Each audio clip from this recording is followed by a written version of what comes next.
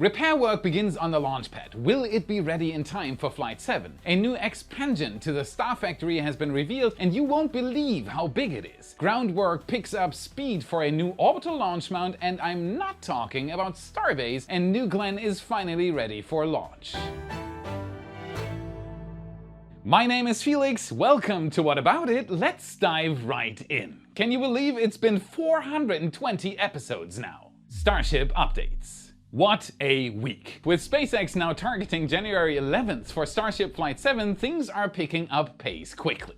Especially as there are still at least 420 tasks left on SpaceX's to-do list before they are ready for flight to do it a 7th time. If SpaceX can hit its current launch date, that would mean a 53-day turnaround time between flights 6 and 7, which unfortunately is a bit more than the turnaround time between flights 5 and 6. However, this would still be a second fastest turnaround time for the Starship program, fast approaching 42 days. SpaceX has been around for more than 20 years now, but right now there's a lot of work to do and very little time to do it. Starting at the future gateway to Mars, the launch site has seen quite a lot of work following the most recent flight test. At least 42 workers rushed to inspect the launch mount as teams raced to check every inch of the launch pad and begin repair work. Hopefully, the pad survived just as well this time as it did after Flight 5. Booster 14 still needs to perform its static fire campaign, meaning the quicker this pad is repaired, the quicker the booster can be rolled out for two important tests: cryoproof and static fire. It doesn't appear the pad has much damage. However, given that shielding blocks our views of most of the sensitive components,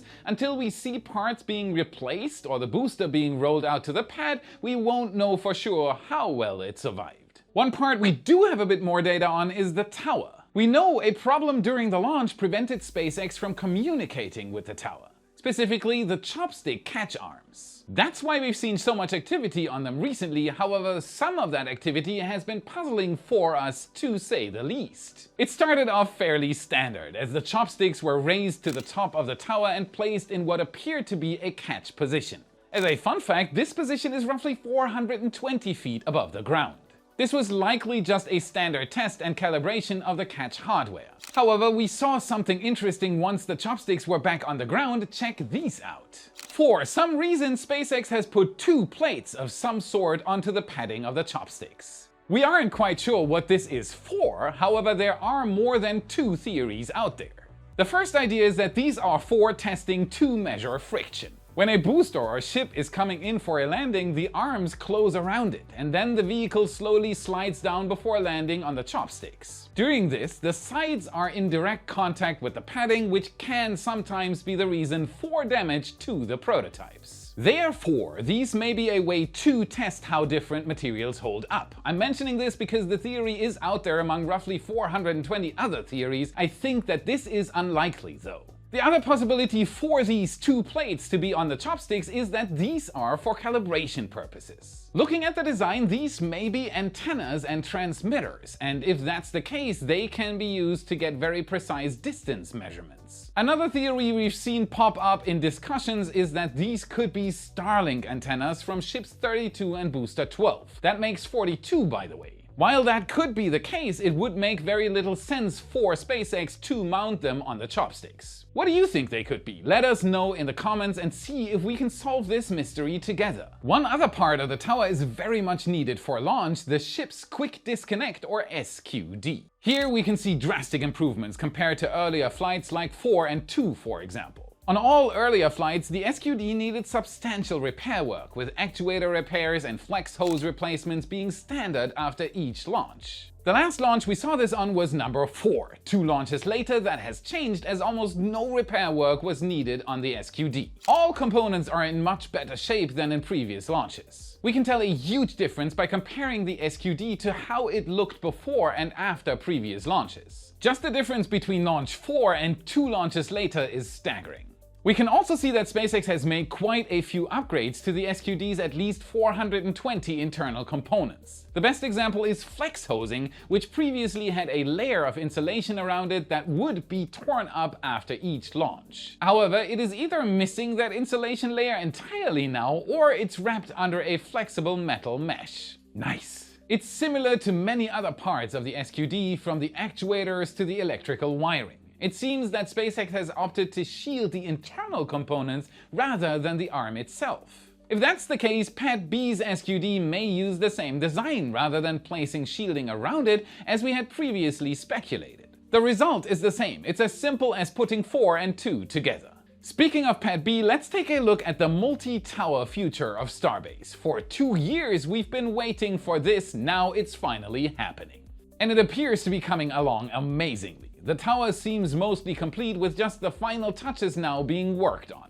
Certain parts of the tower have been stripped of scaffolding. The only large sections still receiving visible work are the base and the SQD attachment point.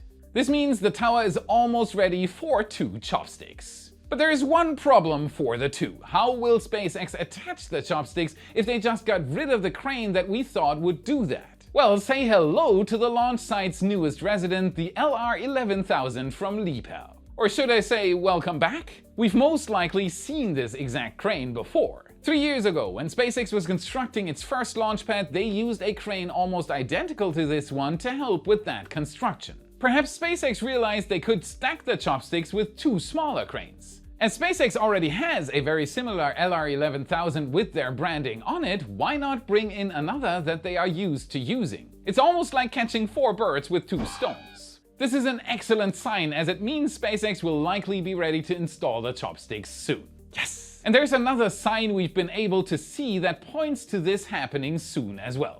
For that, we need to head 2 miles down the road to the build site. But first, we've looked into our channel metrics, and there are over 2 million returning monthly viewers who have not subscribed yet. Help us improve the channel even further by double checking that you've hit that subscribe button so you don't miss our updates. And while you're at it, give us 420 likes and become a wise supporter. Why? Because you'll gain access to a massive amount of extra content. With it, you get access to daily new Starbase photo galleries, including all those we've posted so far, satellite, aerial and ground photos, more than 420 posts in the past 2 years alone, with up to 7 picture galleries per week. Insights, chats with me, you name it. Thank you so much, you rock. Now back to Sanchez for the 2 chopsticks. Teams have been working hard on these chopsticks in preparation for stacking. These were built in Florida more than 420 days ago. Most of the work being done right now are upgrades that SpaceX is now implementing using lessons learned from catch testing and now likely from the catches themselves. These mainly consist of reinforcements to ensure the structure can handle the weight and stress of catching a falling booster and someday ship out of mid-air. Similar upgrades were seen for a while on the first 2 chopsticks. However, those upgrades were much more difficult to implement as they had already been installed on the tower, and therefore it took almost 42 man lifts to complete them. Since they are on the ground now, it took much less time for these upgrades to be completed. Much faster than the ones on the first tower, and given the ease of access, they are likely to be of higher quality as well. I used past tense there as it appears at least most of these upgrades are done. SpaceX has begun removing some of the upper sections of the scaffolding around the carriage and chopsticks, and all that appears to be missing is a coat of paint. With these now mostly complete, the only piece still missing from this tower is the SQD, which has been undergoing assembly just in front of the chopsticks. So once that's complete, the tower will be in its final construction phase, less than another 420 days until this new tower will be operational. And it's not the only thing in the final phase of construction. Turning our attention just a little down the road to the StarFactory, we can see something spectacular. The StarFactory began construction in February 2022 and is now finally reaching the home stretch of completion. As a fun fact, that was roughly 1,000 days ago, not 420. At this point, the main structure of the StarFactory is complete and should be fully outfitted internally as well, based on Elon Musk's comments just before Flight 4. However, there have been a few sections that are still under construction. One of these is the area previously referred to as the walkway. However, now we know it's a full-blown connection between the office building and the StarFactory, turning them into one gigantic building. This connection really kicked off just a few months ago when SpaceX finally purchased a small plot of land right in the middle of the current construction. After just a couple of months, this connection is almost complete, with the roof almost completely installed and paneling work kicking off all over the walls. From the highway, we can see just how quickly this work is progressing. Over the past few days, SpaceX has managed to fill in almost the entire wall. Fortunately for us, they didn't just block it off, but rather decided to let us peek in through yet another gigantic window to round off the construction. So there you have it. This is what the StarFactory is going to look like for a while now, and I must say it does look incredible. Some work still needs to be done. The other side of the connector still needs a few things, and the internals need to be finished, but for the most part, this is Starbase's new skyline. Although the skyline is going to get changed up a bit with this new bombshell announcement. But first, it's Black Friday, and we all know the internet is buzzing with deals, and while you're grabbing bargains, your data might be up for grabs too. It would just be great to shop safely without leaving a digital footprint. That's where Incogni steps in to make this holiday season even better. Incogni is like having a digital security team at your site, ensuring your private data stays private. Imagine a personal investigator that tracks down data brokers, handles removal requests, and keeps your information locked down. We've all been there, endless spam emails and calls right when we're trying to relax. Those friendly messages usually mean your data is floating around in the wrong places. Incogni takes on the task for you, contacting data brokers to remove your personal information and handling any objections that come up. It's fully automated, so while you're enjoying your deals, Incogni is hard at work. Just create an account, grant Incogni permission, and watch as they clean up the mess. Now don't blame me if your phone battery lasts longer. If you want to check out Incogni, use code Felix at the link below for 60% off an annual plan, plus there is a 30-day money-back guarantee. Protect your privacy, support What About It, and enjoy a spam-free holiday season. Click the link below and give spam calls the boot this Black Friday. We knew for a while that 2 megabytes won't do it. SpaceX is building a Giga Bay. Yep, we are going from a Mega Bay to a Giga Bay. Next is a Terabay, I would assume? Okay, but how do we know this? Well, SpaceX decided to post a job listing for a lead engineer on a Giga Bay. And we may have seen the first work for it being completed as well. Over by the high bay, just in front of the new garage, we've started seeing more foundation piling being drilled into the ground. 4 piles, then another 2, and so on. While it's not a sure thing yet, this could be for the Giga Bay. However, if that is the case, we'll likely be saying goodbye to the high bay, which now should be renamed to the Kilo Bay. To be honest though, this isn't too big of a surprise. The high bay had its issues. However, it seemed to have been mostly replaced for a while now by 2 megabays and is only really used for miscellaneous tasks now, such as replacing heat shield tiles or performing initial stacks. However, these jobs are likely not going to be needed anymore, or they'll be taken over by another section of the production site. You can't use a small high bay for 20 or more ships that will come out of the StarFactory every other 42 days or so. Because of this, SpaceX is likely eyeing this prime real estate, and if they are going to tear down the high bay, they might as well do so for a substantial upgrade rather than the fairly modest difference between a high bay and a mega bay. I've been saying this for 20 episodes now. SpaceX needs more space. They will use this new Giga Bay to increase construction speeds. The ultimate goal is to build around 2 to 3 starships a week from this facility, or at least 42 starships every 21 weeks. But things are speeding up, especially for Flight 7's hardware. On the 25th, we saw SpaceX roll their 4-point lifter to Mega Bay 2. The lift height is about 4 stories high for Block 2 ships exclusively. That means they're aiming for moving one of these ships out of Mega Bay 2 soon. Seeing as Ship 34 just received its aft section before Flight 6 on the night of the 17th, it's unlikely that this will be used for lifting that Block 2 ship, and it seems more likely that this is for the Block 2 Ship 33. If that's the case, then Ship 33 may be complete with all 6 engines installed. This means we should see it ahead 4 Massies within the next 2 days. They are aiming for the first static fire of a Block 2 ship. It's truly remarkable how long it took for SpaceX to build this ship, especially considering it's a whole new design. This will likely be the slowest time for them to even build a Block 2 ship, but that may lead to a problem. As construction speed moves below 42 days per ship, they will run out of space pretty quickly, as currently, per regulatory approval, they are only allowed to launch Starship 5 times a year from Starbase to stay within regulations. That may change soon though, as the FAA has released its draft for the revised environmental assessment, which would allow for up to 25 launches a year. For SpaceX, it would be what's needed to keep ramping up.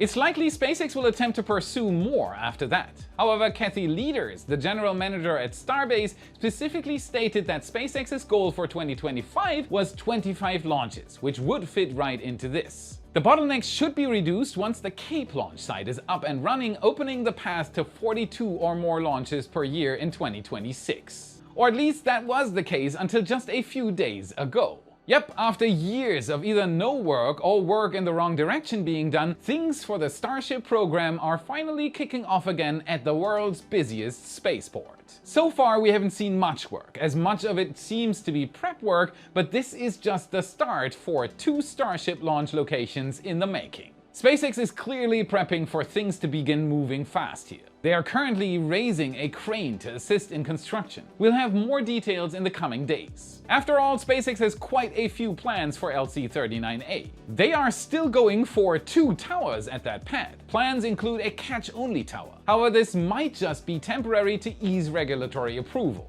Since SpaceX plans to attempt a ship catch on Flight 8 and has already proven a booster catch is feasible, this catch-only tower might very well be temporary.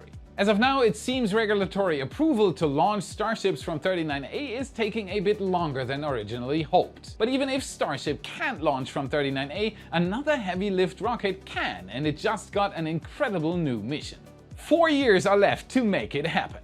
Falcon Heavy, SpaceX's other heavy lift rocket, is currently the most powerful commercially available launch vehicle. Therefore, it can perform missions that no other rocket can and does it much cheaper, even if it means the expendable end for 2 boosters. Of course, once Starship comes online, it will likely take most of the launches from Falcon Heavy over time, meaning its days are numbered. It also may have just gotten what will likely turn out to be its defining mission. So far, Falcon Heavy has and is set to launch numerous extraordinary missions, including the recently launched incredible Europa Clipper. This mission will study Europa, one of Jupiter's 95 moons, which is believed to have a massive subsurface ocean anywhere from 42 to 100 miles deep that could even support life. In the future, it'll also launch missions such as the Roman Space Telescope, which will hunt for exoplanets around other stars. Yet the mission that was just signed for Falcon Heavy may be its defining mission once it launches. Come on, what's the mission?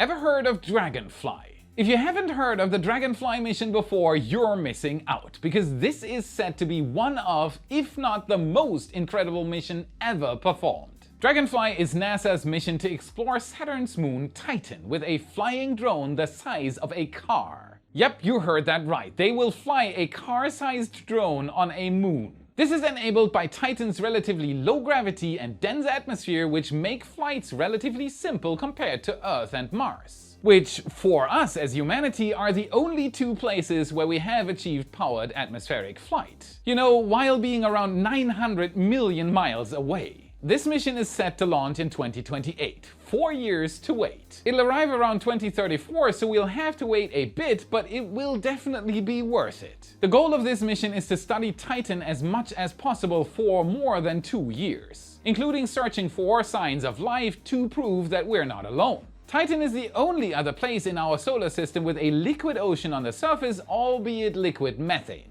Beneath the crust, Titan is also predicted to have liquid water, as the surface is made of ice. There are clear signs of volcanism, which in this case, instead of being volcanoes that spew lava, would be geysers ejecting water. Titan is one of the most fascinating bodies in our solar system, and Dragonfly is the most interesting robotic explorer we've ever envisioned. In 4 years, Falcon Heavy will get the chance to launch it. NASA also saved quite a bit of money by going with SpaceX, as this launch will only cost around $250 million. But even though Falcon Heavy is extremely cheap, competition against it is starting to heat up quickly, with the most likely competitor having now shown off their fully stacked rocket. In this case, I'm talking about Blue Origin, as New Glenn is now officially ready for launch, likely in under 42 days from now. It was rolled up to the Launchpad on the 21st for final integration procedures. After raising the rocket to a vertical position on its launch mount at Launch Complex 36, final checks were performed for this prototype to make sure it's ready for the static fire. The pictures Blue Origin shared from this are truly stunning, and they give us our first real look at this vehicle. After what feels like at least 420 months of looking at renders and being left in the dark about its development, it is finally done. And it is a beauty of a rocket. After this initial fit check, it was lowered back down for final preparations, and then on the 26th it was raised back up. It will likely stay here until its fiery test. We'll be sure to keep our cameras ready for that, as this rocket has been one of the most interesting for us to watch besides SpaceX's vehicles. Currently, New Glenn is also set to be just the third orbital-class rocket to attempt a propulsive landing. If it manages to nail it on the first try, depending on how quickly it can launch, it could be the second reusable rocket booster ever to launch something into orbit after the Falcon 9. The banana didn't reach orbit. New Glenn's launch is still set for this year, and it's got a good chance. Flight 7 doesn't appear to be an orbital launch, so it may have a good chance if it can stick the landing. Best of luck to Blue Origin and New Glenn, you're almost there, and I can't wait to see all your hard work in action. That's it for the 420th time. Remember to smash that like button at least 42 times, subscribe for more. This is what fuels the algorithm. This is how you can help us for free. Check out our epic shirts in your favorite Space Nerd store. A new Raptor design and our epic brand new Flight 6 design with a banana for scale are both up. The perfect Christmas gift. Link is in the description and in the card you should see now. And if you want to train your space IQ even further, watch this video next to continue your journey. Thank you very much for watching, and I'll see you again in the next episode. Thank you 420 times. SpaceX from has a very similar LR. SpaceX is building a Giga Bay.